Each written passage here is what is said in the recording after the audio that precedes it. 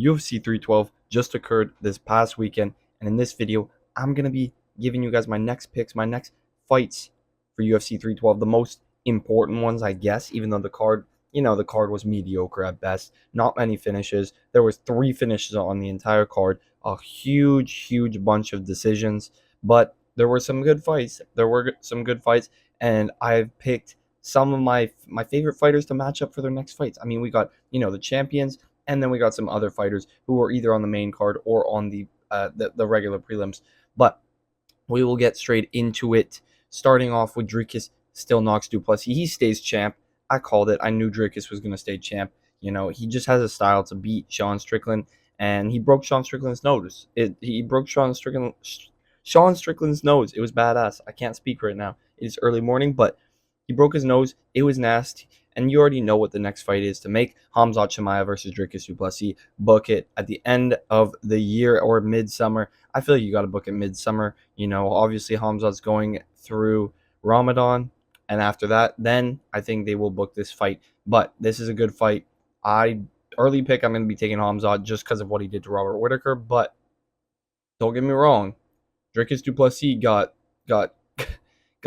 a questionable style that I think could maybe cause problems for Khamzat, but we will see. I think that is a good matchup. That is the matchup to make for the belt, of course. But we move on. Sean Strickland, rough fight against EDP.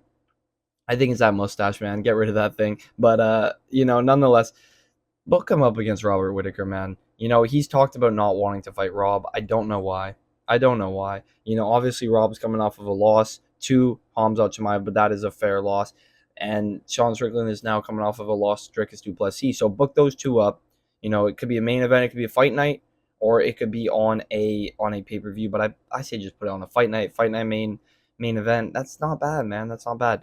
But we move on to Zhang Weili. Zhang Weili, absolute dominant performance. People doubted her, and they doubted her wrestling, but she was able to prove that she can out-wrestle as well. She can wrestle very well. And so I think another interesting test for her, and somebody who I think will cause some problems for her, is Verna Jandiroba. Verna Jandiroba is a good wrestler, very good submission artist. She's got some great BJJ, and she is fighting Yan Xiaonan soon. I don't remember exactly what card that is on, but I did see that fight is booked. But I do believe that she beats Yan Xiaonan. And when she does beat Yan Xiaonan, I think she should fight for the title. But if she loses that, obviously, Yan and Zhang Weili have already fought. I don't know if they do the rematch, but I do think Verna Jandiroba versus Zhang Weili would be a good fight. But we move on to Talison Teixeira. Gets a round 1 TKO over Justin Tafa. Tafa gets sent to the GFL. Like, no joke, he gets sent to the GFL. It's unfortunate. But Tafa, he got pieced up, and Teixeira gets a good win. For his UFC debut, gets a performance bonus of the night. Good for him. But I'm going to match him up against Muhammad Usman. I didn't even realize this guy was still in the UFC, but he's coming off of a couple losses. Talison Teixeira, if he does this fight, he can get into the top 30, top 25 of heavyweight, and then if he gets a knockout, he'll be able to look at the rankings, but don't send him straight to the heavyweight rankings, please, man. Please, UFC, don't send him to the heavyweight rankings already. Like, heavyweight's cooked. We got bums getting chucked in the rankings. Besides Gaziev, man. Shamil the Blob is the only valid heavyweight in the rankings, but I'm just kidding. But yeah, no, don't send Teixeira to the rankings just yet. Give him a couple more tests, and then give him a shot at the rankings if he's knocking out people left, right, and center. But we'll see what happens. We move on though to I just had a brain fart. What's her name?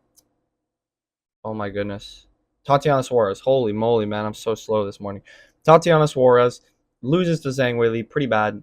It's unfortunate, but she wasn't able to get the wrestling going enough, and she was panic shooting on Zhang Weili. It just wasn't working. That's just not going to work against Zhang Weili, who is very patient, very calm, very collected.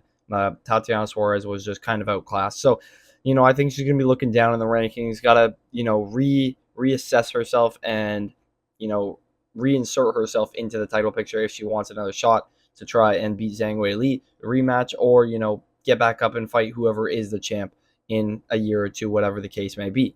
But I will be giving her Mackenzie Dern. Mackenzie Dern's coming off of a good win over Amanda Ribas. She's ranked like number 6. Good win. She's coming off a good win. Tatiana Suarez is coming off of a loss. I think this would be a scrappy matchup. Both girls are good, pretty good on the ground.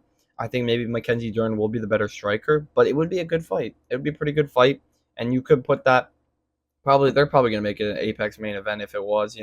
I mean, I wouldn't be completely mad about it, but at the same time, it is what it is. But that's like the fight to make for Tatiana Suarez, or she could fight maybe Yan Xiaonan if she loses to Verna Jandiroba. Whoever the loser is between Verna Jandiroba and Yan Xiaonan could also fight Tatiana Suarez. But I believe in the meantime, book Dern versus Tatiana Suarez to put Tatiana Suarez into that win column if she can get that. But I think that fight would be pretty close, but I do believe Tatiana Suarez would take it.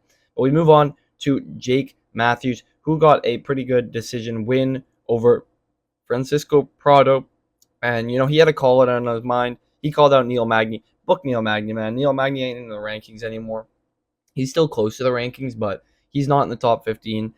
Jake Matthews, if he beats Neil Magny, he won't be in the top 15. I don't think he should be in the top 15, but this is a good matchup. Both these guys are pretty good strikers. Jake Matthews has good boxing.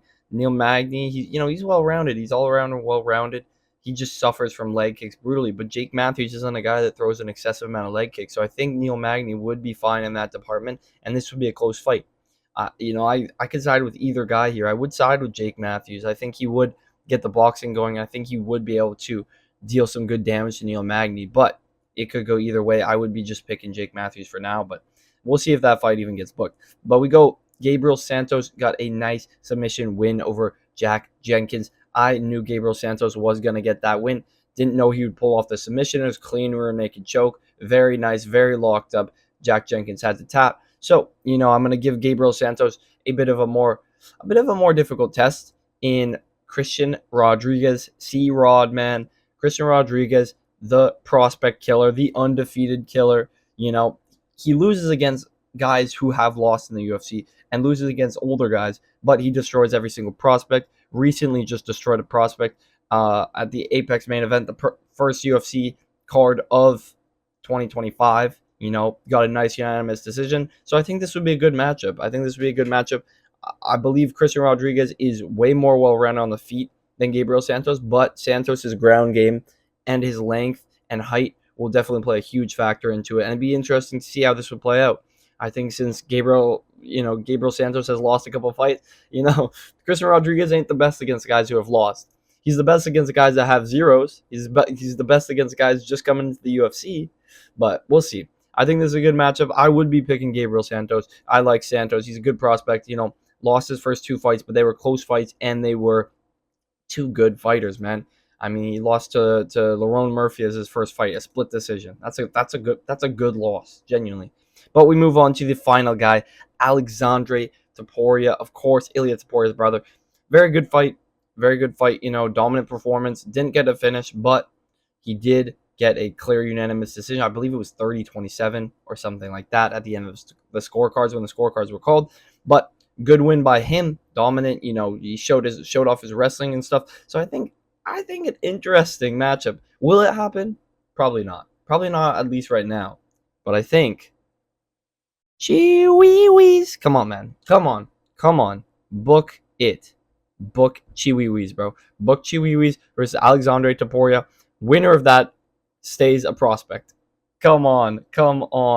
You gotta book this fight. This is such a good fight to book. I mean, both these guys, they're pretty scrappy. And I think Chiwiwis, man, I think he got a solid chance. But, I think he's got a good submission game. Alexandre Topuria's got a better wrestling game, better Greco-Roman wrestling. So it'd be interesting to see. I would be going with Topuria, but I think it would be a good fight nonetheless. But that's all my picks, boys. That's all my matchups for UFC 312, after UFC 312. But if you guys did enjoy the video, hit the like button, hit the subscribe button, drop your comments down below what you guys like and what you guys would change, and I'll catch you boys in the next one. See you.